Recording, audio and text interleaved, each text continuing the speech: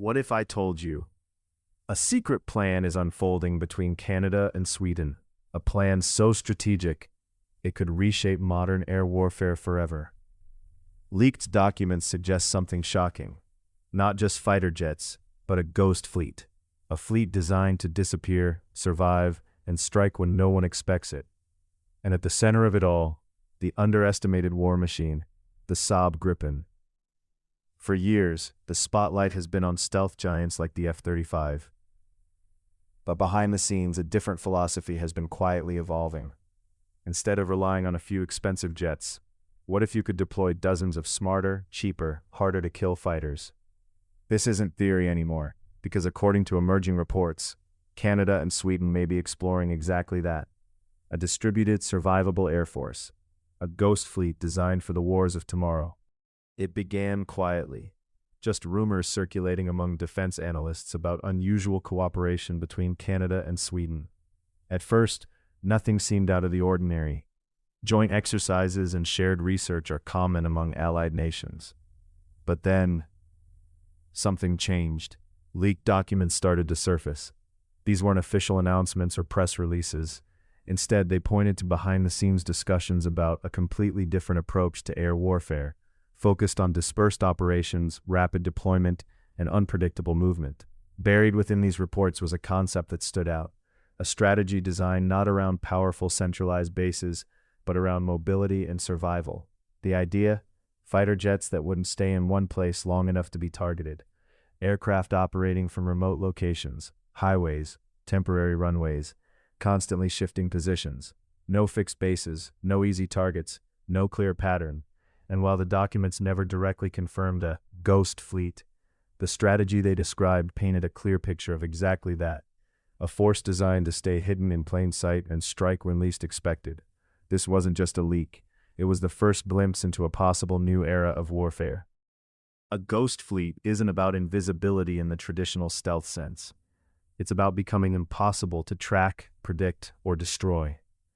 Instead of relying on a few large, well-known air bases, this concept spreads aircraft across multiple hidden or temporary locations. These could include remote airstrips, highways, or improvised runways, places an enemy wouldn't expect.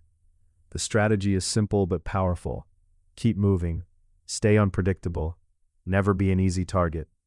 Jets in a ghost fleet operate in short cycles, landing, refueling, rearming, and taking off again within minutes. Before an enemy can respond or launch a strike, they're already gone. This creates a major problem for any opponent. There are no fixed bases to destroy, no clear patterns to track, no single point of failure. Instead of fighting a visible force, they're dealing with something that feels like it's everywhere at once. In essence, a ghost fleet turns mobility into its greatest weapon, transforming air power into a constantly shifting, hard-to-hit network. Most modern fighter jets are built for performance, but they depend heavily on large, well-equipped air bases. That's a problem in a war where fixed locations can be easily targeted. This is exactly where the Saab JAS-39 Gripen stands apart. Designed during the Cold War, Sweden expected its air bases to be attacked early in a conflict. So instead of relying on vulnerable infrastructure, they built a fighter that could operate almost anywhere. The Gripen's biggest advantages fit perfectly with the ghost fleet concept. It can take off and land on short, rough runways, even highways. It requires only a small ground crew for maintenance. It can be refueled and rearmed extremely quickly, often in under 20 minutes. It has lower operating costs, allowing more aircraft to stay active. This means Gripens don't need to stay in one place. They can constantly move, operate from hidden locations, and return to the fight again and again with minimal downtime. In a strategy built around mobility and unpredictability, the Gripen isn't just suitable, it's purpose-built for it. That's what makes it the backbone of a potential ghost fleet, a jet designed not just to fight, but to survive and keep fighting under any conditions. Canada faces a unique challenge that few countries can match. Vast territory, extreme weather, and limited forward air bases, especially in the Arctic. Traditional air power struggles in this environment. Large, centralized bases are not only expensive to maintain across such distances, they're also vulnerable if targeted early in a conflict. That's why a different approach is gaining attention. A strategy built around mobility and dispersion could allow Canada to defend its airspace far more effectively. Instead of relying on a handful of major bases, aircraft could operate from remote airstrips, frozen runways, and even highways scattered across the country.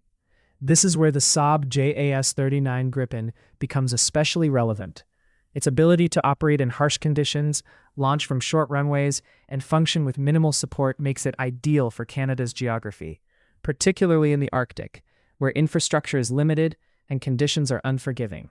With a distributed Ghost Fleet-style setup, Canada could maintain a constant presence over vast Monotic, reduce reliance on vulnerable central bases, and respond faster to threats in remote regions. In simple terms, this strategy transforms Canada's biggest weakness, its size and isolation, into a strategic advantage. Instead of being stretched thin, its air power becomes everywhere at once. In modern air warfare, capability isn't just about technology. It's about how much you can afford to deploy and sustain. Advanced stealth fighters like the Lockheed Martin F-35 Lightning II offer cutting-edge features, but they come with a heavy price tag, not just to buy, but to maintain, operate, and support over time. That's where the equation starts to shift. Aircraft like the Saab JAS-39 Gripen are significantly more affordable, both in acquisition and day-to-day operations. This creates a powerful strategic advantage. You can field more aircraft for the same cost. And in a ghost fleet concept, numbers matter. More jets mean greater coverage across wide Monotic, higher sortie rates, increased survivability through dispersion. Instead of relying on a small number of highly expensive assets, a nation can deploy a larger, more flexible force, one that can absorb losses, adapt quickly, and remain operational under pressure. In this context, cost isn't just a budget issue. It becomes a force multiplier, because in a distributed, fast-moving battlefield, the side that can stay active longer and in more places at once often has the decisive edge. Why this could worry the US. Now imagine you're the Pentagon. You've invested heavily in centralized high-tech air dominance. And suddenly, allies begin exploring decentralized fleets that don't rely on your systems. Fewer dependencies, more independence, and a completely different way of fighting. This isn't just a new aircraft strategy. It's a shift in control, doctrine, and power balance. The Ghost Fleet concept could signal something bigger. A move away from predictable bases, small elite fleets, high-cost dependence, and toward mobility, flexibility, survivability. In the future, winning may not be about having the most advanced jet, but the one that's hardest to track, hardest to destroy, and always ready. So are these leaks real, or just a glimpse into what could be the next evolution of warfare? One thing is clear: the battlefield is changing, and the idea of a ghost fleet might not stay a secret for long. If you enjoyed this video, don't forget to like, subscribe, and turn on notifications, because the next story might be even more shocking.